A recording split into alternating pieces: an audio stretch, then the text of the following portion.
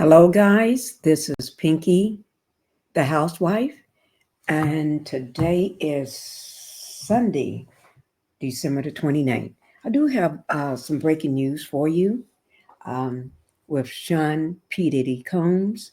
Let me just get the house rules out of the way before we get started.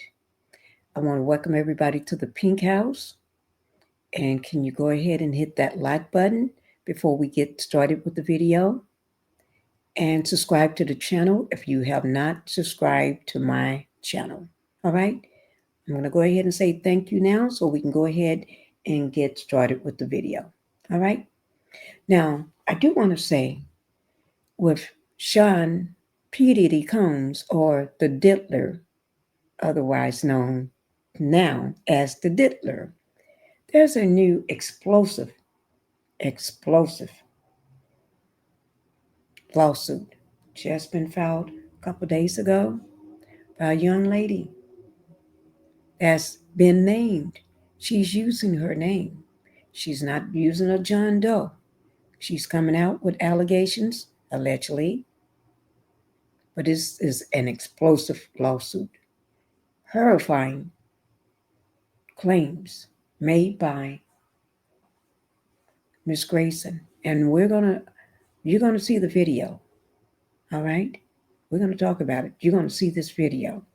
She's not hiding but behind Jane Doe. She is using her name.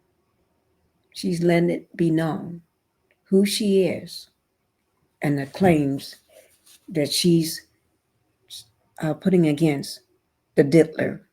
You know, he's been locked up since September the 16th of this year, and he wasn't able to take his kids out for his younger baby out for Halloween. Baby Love, beautiful, beautiful little girl, wasn't able to do Halloween with her in October. He wasn't able to do his birthday because he was still in lockup. In November was his birthday. He didn't do Thanksgiving. I already showed y'all the video, told you the video of what he had for Thanksgiving. So we're not going to go over that Thanksgiving. It wasn't what he's used to. He's still in lockup. And then when it came to December, which we're in December now, he spent his first Christmas away from his kids in lockup. He's still in lockup, and he's going to be there for New Year's. That's what I'm seeing, because he ain't getting out anytime soon. We only have, 2 more days before New Year's? Yeah, New Year's Eve, December 31st, and New Year's, January the 1st. I don't think the Diddler is getting out. So, guys, he's going to be there until his trial date. Diddler, I guess you're just going to have to sit still and keep hope alive, because I don't see you getting out after all what you did. Okay, but we're going to go ahead and put that video out. Make sure, like I said, guys, hit that like button. If you have not hit that like button, hit it now, because we're getting ready to get started. All right, we're going to be talking about the one and only Diddler. He doesn't look like this. Seems like he's been having a fit, acting a fool right there in the prison lockup jail cell. That's what I heard. The man is acting a purity fool. Clowning. That's not what you used to, but that's what you got. So you're going to have to get used to what you got, not what you think you're going to get. Oh, let me just say this. Let me just say this, guys, before we get started. Now, the information will be down in my description box. Yes, it will. It will be down in the description box. Let me give you that information. It will be with Sidebar, Law and Crime, Sidebar with Jesse Weber. So that information will be down below the video. Credit goes to him. All right. So y'all ready to get started? I think I am. Let's get it popping. Another lawsuit against embattled rapper Sean Combs. A woman claims that she was lured into traveling to an exclusive Diddy party through a radio contest only to be assaulted and wake up in the hospital. We're going to break down this bombshell new lawsuit for you in the continuing Sean Combs legal saga. Welcome to Sidebar, presented by Law and Crime. I'm Jesse Weber.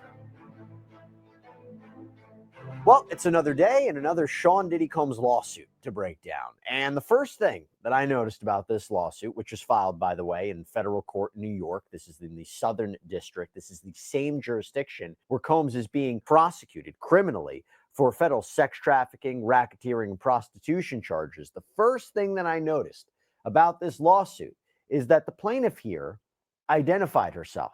Yeah, so unlike many other lawsuits that Sean Combs has faced since he was first sued by his ex-girlfriend Cassandra Ventura back in 2023, many of these people filed anonymously. In fact, the lawsuit that Jay-Z is facing right now in a joint lawsuit with Sean Combs, that is an anonymous Jane Doe. This lawsuit, this accuser here has identified herself, and she has identified herself as Latroya Grayson. Few things to note here. Number one, first of all, for her to come out publicly against Sean Combs, it's a big thing, right? It's a big thing, not easy to do. Second of all, I wonder again, as we've seen in other lawsuits where you have Jane and John Doe's trying to proceed anonymously in their cases against Sean Combs. This just could be another example. Well, here's another accuser who filed a lawsuit against Sean Combs, revealed her identity. You don't have enough grounds, you don't have enough reasoning for you to proceed anonymously. But also, it seems to me, because you are seeing a number of those lawsuits where the courts have said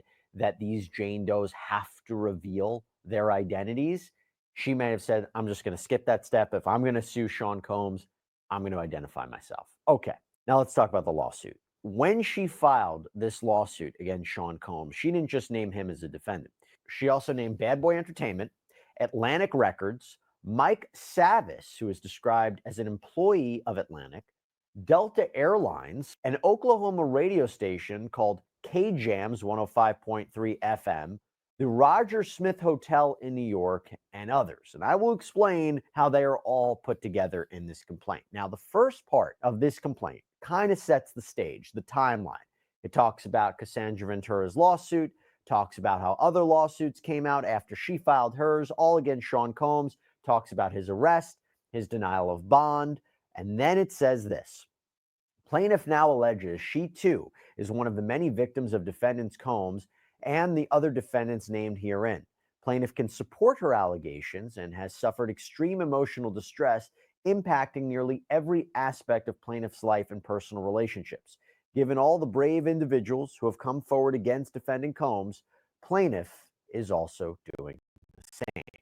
So who is Latroya Grayson? Well, apparently she is a resident of Oklahoma who says that when she was 23 years old back in 2006, she was assaulted. So according to her, back in 2006, that is when KJAMS, this radio station, began promoting a contest that was sponsored by Sean Combs, Bad Boy Entertainment, and Atlantic and Delta.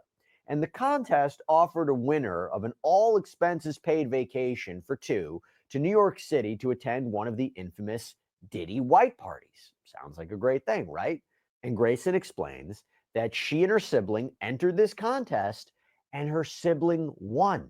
That included apparently round trip airfare for the winner and a guest, brought her along, a hotel room, 2 white party tickets, the whole shebang.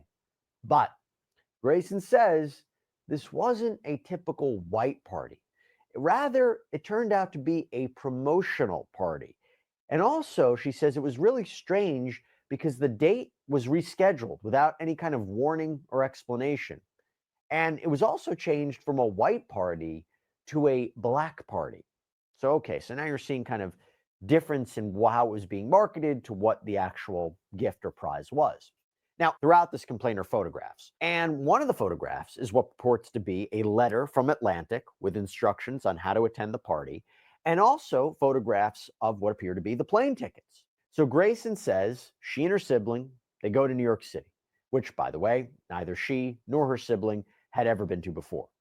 They check into the Roger Smith Hotel, and embedded in the complaint is what appears to be a copy of the invoice or cash deposit from the hotel as well. Again, further evidence to show that all of this happened.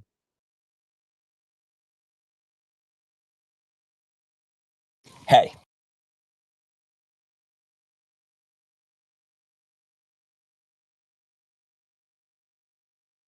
Picked up in this of the invoice or cash deposit from the hotel as well. Again, further evidence to show that all of this happened.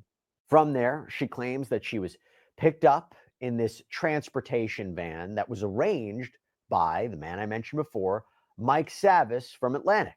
And by the way, from Delta to Roger Smith to Savis, you can see how all of these different defendants, their roles in what is allegedly about to happen. And aside from the heinous accusations in these Diddy lawsuits, as a lawyer, as a legal analyst, I gotta say, there is really impressive lawyering going on in these filings. And whenever I think of that, how could I not mention another great set of attorneys? Our partner, our sponsor, Morgan & Morgan, America's largest injury law firm. Look, here's the deal. If you get injured, you have to know what your legal rights are. You have to know if you can be compensated. And Morgan & Morgan, they have a dedicated team of over 1,000 attorneys. They have case specialists, paralegals, investigators. They have an incredible track record of multi-million-dollar verdicts and settlements.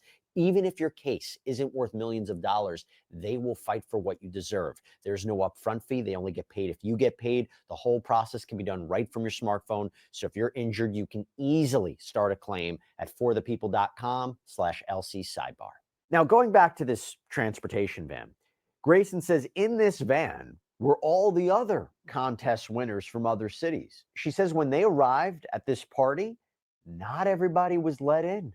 No, they were judged based on their attractiveness. Only the attractive people would be let into this party. And that is important because she claims she was let into the party, her sibling was not, essentially meaning she was alone. Now, as further evidence that she had won this contest, took the trip, went to the party, embedded in this complaint are what appears to be photos that she took with celebrities at the party, including rappers Babs and Bone Crusher. And here is where everything takes a turn. I'm going to read directly from the complaint. Well, at the party, there was no bar for partygoers to get drinks. Instead, pre-made drinks were being circulated throughout the party by waitresses. After less than 2 pre-made drinks provided by the waitresses, plaintiff began to feel sick and tried to go to the restroom. By the way, this echoes what we have seen before with other allegations of Sean Combs. The allegation that he had sexually assaulted a 13-year-old girl, by the way, back in 2000 at a VMA's after party. I believe in that complaint, it was that she had just taken a drink that was being offered and all of a sudden began to get sick. Moving on. The next memory plaintiff has is awaking at St. Vincent's Medical Center of New York. Photographs of the statement of account from that medical center and a hospital ID band, again, appear to be embedded in the complaint as well. It goes on.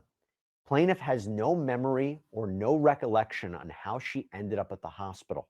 When plaintiff regained consciousness at the hospital, she noticed her shirt was ripped, her underwear was missing, she was not wearing any shoes, and the money she had traveled with was stolen.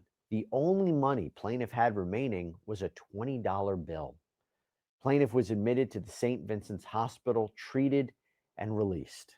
And she explains that when she was released, she was a tourist. She'd never been to New York City before. There were no smartphones, so she really couldn't figure out how to get back to her hotel. She claimed she had to hail a taxi and use the only money she had left, the $20 bill, to get her back. The complaint goes on.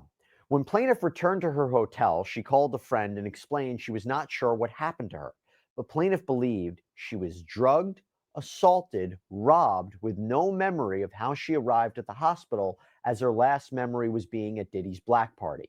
And then she claims she ends up flying back home.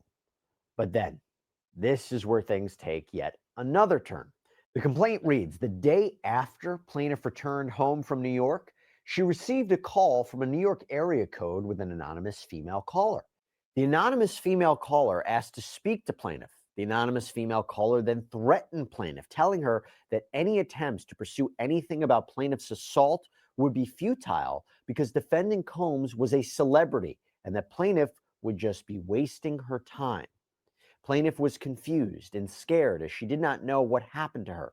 Plaintiff, hearing from this anonymous female caller, was further jarring and traumatizing as plaintiff learned that not only was she viciously assaulted, leading to leading to her waking up at the hospital, but that defendant Combs was involved, and plaintiff would be unable to seek justice for her injuries because of defendant Combs' celebrity status. And then it goes on to say for approximately a week after she had returned home, she felt this constant pain in her private area. And it's pain that she believed was from rough sexual intercourse. But again, she says she has no memory of engaging in intercourse with anyone. The complaint goes on to say, plaintiff did not seek medical treatment or otherwise report her assault to law enforcement because she was scared and confused. First, because she did not know exactly what happened to her. Second, because of the threat she received from the anonymous female caller of defendant Combs' involvement and it being a waste of time due to his celebrity status. And then she goes on to explain how, as a result of what happened to her, she suffered from depression, anxiety, she has felt shame, she felt betrayed by all those who facilitated her attending this party. And as a result, she says, she hasn't been able to keep a job or be a productive member of society, that she's experienced intimacy issues. This is a harm component that's important in these kinds of lawsuits. What did you suffer? It's important for a damages analysis. And she says the reason that she filed this lawsuit now, so many years later, is because Sean Combs is currently locked up in the Metropolitan Detention Center with no bond, that she finally feels safe to come forward. Okay, before we move forward, I have a few thoughts on this. First of all, from a legal point of view, the weaknesses in this case, in this claim, are that she doesn't remember anything. That includes not only the alleged assault or what exactly happened to her, but even her meeting or having any interaction with Sean Combs. She is basing this off what someone else allegedly told her. Her hospital visit, the pain she felt, yes, that's important. But can you tie it back to Sean Combs? There is clearly, evidence based on her account, her hospital visit, the pain she felt. You could say that is evidence of sexual assault for sure.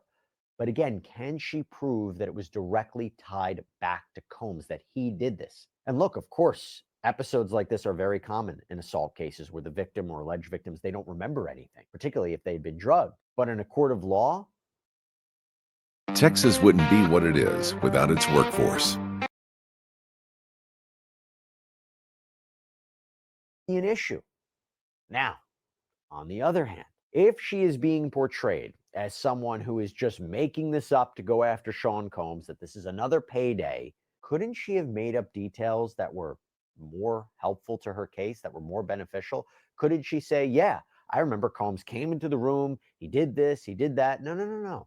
The fact that she says, this is what I remember, this is what I don't remember, and then recounts just this bizarre alleged phone call, perhaps that makes this story even more credible. Plus, on top of the photographs of the different parts of this trip, that will help. She also explains, this is why I never came forward earlier, as why a lot of people didn't come forward earlier. It took something for him being locked up in a detention center for me to feel comfortable about coming forward. Also, from a legal point of view, it may become an issue to tie all of the negative things that have happened to her in her life to this alleged assault. Could be an issue, something that I think the defense would explore if this goes to trial. Now, let me go into what the causes of action or claims are in this complaint, what she's suing for. The first is a RICO or racketeering claim. So aside from the fact that Sean Combs is being criminally charged with racketeering conspiracy, we haven't seen one of these in a lawsuit against Diddy in a while. I remember that Sean Combs' former producer, Rodney Little Rod Jones, he filed under a RICO claim in his cause of action. He claims that he was sex trafficked and assaulted by Sean Combs. So this is an interesting cause of action. And racketeering is about a criminal enterprise or series of illegal activity. And as she lays out in this complaint, one category is dealing in obscene matter.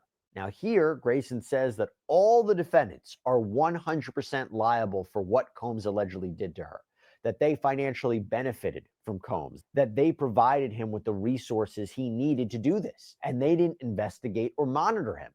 The complaint reads, the support provided by the RICO orchestrators to defendant Combs was a lifeline that spearheaded and maintained the defendant Combs' depraved actions. Upon information and belief, the establishment of a business relationship with a prominent record label, Atlantic, prominent common carriers, Delta and Roger Smith Hotel, allowed for a distribution platform for all defendant Combs' business endeavors to disguise his true intentions with overly broad and vague in nature descriptions of activities.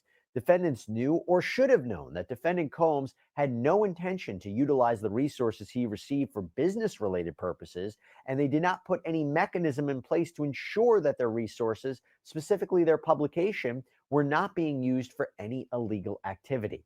Defendants' willful blindness resulted in plaintiffs suffering the harm detailed herein. And there was this idea that the criminal enterprise, these activities cross state lines. And it reads, the defendants have unlawfully increased their profits by luring and deceiving individuals such as plaintiff under false pretenses for defendants' personal desires, deviances, and gain. That there was a common purpose to enrich themselves at the expense of people like Miss Grayson. And all the defendants were direct participants in this fake marketing scheme surrounding a safe and fun party for people to attend. But Grayson was allegedly abused there. This was their fault. This was all an illegal conspiracy or agreement. And she even claims that there were multiple acts of wire and mail fraud as evidence of this RICO enterprise by distributing marketing materials and contest instructions and secure wires and cash payments, all to, again, allegedly lure in unsuspecting victims like plaintiff. Now, as part of this claim, Grayson is not only seeking a variety of damages to compensate her, but also, and this was interesting, she is requesting that she be granted an incentive or service award. So we usually see this in litigation, particularly in class action cases, where a court will reward a plaintiff for the work that they did in the case, understanding the risks that they took in bringing this case. She's also suing for assault and battery, negligent hiring, training, supervision, and retention on the part of Bad Boy, Atlantic, and K-Jams for employing people that allowed this alleged misconduct to happen. She's suing for negligence and that everyone owed Grayson a legal duty of care, negligent and intentional infliction of emotional distress, which are very kind of broad, all-encompassing claims, either engaging in conduct likely to result in emotional distress or its conduct is so extreme that it just goes beyond the levels of human decency. And finally, she is suing, and this is the one we've seen before, she is suing under the New York City Victims of Gender-Motivated Violence Protection Act. We've seen this in other lawsuits. And this complaint actually does a good job of explaining what that is. So this law created a 2-year look-back window from March 2023 until the end of February, March 2025, for survivors of gender-motivated violence to sue their abusers for claims that would otherwise be time-barred. Sexual assault is a form of gender-motivated violence. The idea here, allegedly drugging and assaulting Grayson at a party thrown for a radio contest winners, is a crime of violence that was committed because she was a woman, and there is a degree of animus towards women, and that is evidenced by a lack of consent. So aside from a plethora of damages for each claim in the award that I mentioned before, Grayson is also in this lawsuit seeking a judgment that declares all the defendants engaged in unlawful practices. Now, in response to this reportedly $15 million lawsuit, a statement on behalf of Combs was issued to Fox News Digital, and it reads, Mr. Combs has never sexually assaulted anyone or engaged in sex trafficking. Miss Grayson admits she has no memory of the events alleged in her complaint, does not know who was supposedly involved, and has never spoken to Mr. Combs. Her allegations against him are pure fiction. As we've said before, Mr. Combs cannot respond to every baseless lawsuit and lawyer-driven money grab. He has faith in the judicial process in which fact will be separated from opportunistic fabrications like these.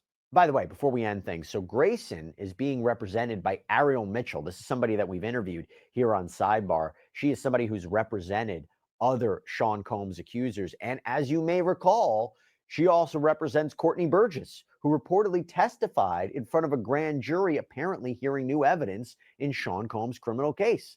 Burgess claimed that he had in his possession multiple sex tapes of Combs and celebrities. So this is a big development, another big lawsuit. We will see where this goes. But that is all we have for you right now here on Sidebar, everybody. Thank you.